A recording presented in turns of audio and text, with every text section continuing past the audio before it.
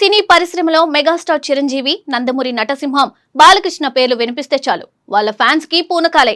ఇక వాళ్ళు సినిమాలు వస్తున్నాయి అంటే చాలు నెల ముందు నుండే థియేటర్ ఇంకా సోషల్ మీడియాలో హడావిడి మొదలవుతుంది కదా.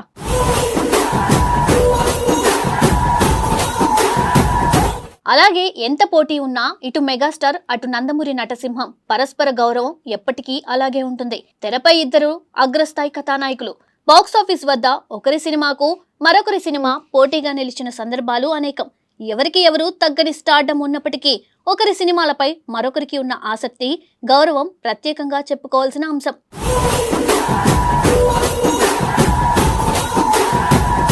సినిమా ఎంపికల్లో కూడా ఆసక్తికరమైన సంఘటనలు జరిగాయి. కొన్ని కథలు ముందుగా ఒకరి దగ్గరకు వెళ్లి తర్వాత మరొకరి చేతిలో హిట్ గా మారిన సందర్భాలు ఉన్నాయి. కథ నచ్చకపోవడం, తేదీలు కుదరకపోవడం వంటి కారణాలతో ఒకరు వదిలిన ప్రాజెక్టును మరొకరు స్వీకరించడం అప్పట్లో సాధారణమే. ఇది ఇద్దరి మధ్య ఉన్న ఆరోగ్యకరమైన పోటీని, అదే సమయంలో పరస్పర నమ్మకాన్ని కూడా చూపిస్తుంది.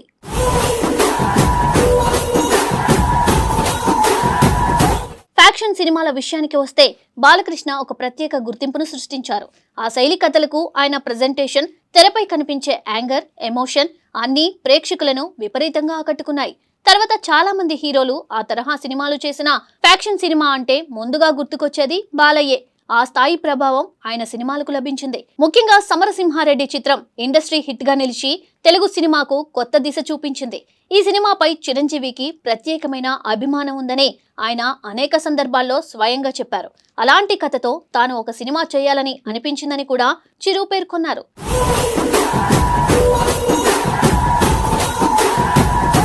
తర్వాత వచ్చిన నరసింహనాయుడు సినిమా కూడా చిరంజీవికి ఎంతో నచ్చిన చిత్రాల్లో ఒకటిగా చెప్పబడుతుంది.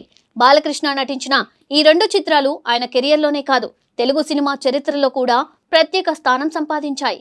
ఈ విషయం ఇద్దరి అభిమానులకు బాగా తెలుసు. అభిమానులు బయట ఎంతగా వాదనలు చేసుకున్నా తమకు ఇష్టమైన హీరోతో పాటు మరో హీరో సినిమా కూడా తప్పకుండా చూసే అలవాటు మాత్రం ఎప్పుడూ మారలేదు.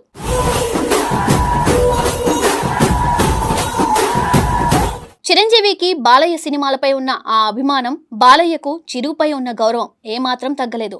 పరిశ్రమలో ఇలాంటి సంబంధాలు చాలా అరుదు. అందుకే వీరిద్దరి అనుబంధం నేటి తరం హీరోలకు ఒక ఆదర్శంగా నిలుస్తోంది. అలాగే చిరంజీవి కూడా ఇంద్రా సినిమాతో ఫ్యాక్షన్ బ్యాక్డ్రాప్ సినిమా చేశాడు. ఫస్ట్ సినిమా కాశీలో మొదలైన తరువాత సీమ కోసం ఇంద్రసేనారెడ్డి చేసే త్యాగం సూపర్. అలాగే నేనున్నానే నాయనమ్మ అని చిన్న పిల్లాడిగా ఉన్నప్పుడే సింహాసనం అధిష్ఠించడం కూడా గ్రేట్. అలా స్టోరీ మొత్తం సూపర్ గా ఉంటుంది.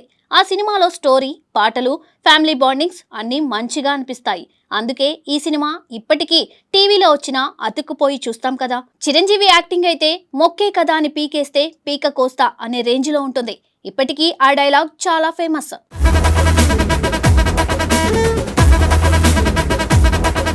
ఇక మెగాస్టార్ బాలయ్య మంచి సినిమాలు చేయాలని ఎప్పుడూ ప్రోత్సహించుకుంటారు.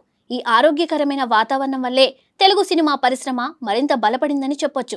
ఒకప్పుడు వీరిద్దరికీ అభిమానులుగా పెరిగిన చాలా మంది నేడు దర్శకులుగా మారి తమ ఆరాధ్య హీరోలతో సినిమాలు తీసే స్థాయికి చేరుకున్నారు. అలాంటి వారిలో బాబీ, అనిల్ రావిపూడి వంటి దర్శకులు ముందుంటారు. వీటితో పాటు పరిశ్రమలో ఉన్న అనేక మంది దర్శకులు కూడా చిరంజీవి, బాలకృష్ణలను స్ఫూర్తిగా భావిస్తారు. మొత్తానికి మెగాస్టార్ చిరంజీవి ఇంకా నటసింహం బాలకృష్ణల ప్రయాణం కేవలం స్టార్డమ్ కథ కాదు. అది పోటీతో కూడిన స్నేహం, గౌరవంతో కూడిన అనుబంధం. తెలుగు సినిమా ఎదుగుదలకు మార్గం చూపిన ఒక స్ఫూర్తిదాయక గాథ. కాలం మారినా, తరాలు మారినా ఈ ఇద్దరి మధ్య ఉన్న ఆ ప్రత్యేకమైన బంధం మాత్రం అలాగే నిలిచిపోతుంది. అదే వీరిద్దరిని నిజమైన లెజెండ్స్ గా నిలబెట్టిన గొప్ప కారణం.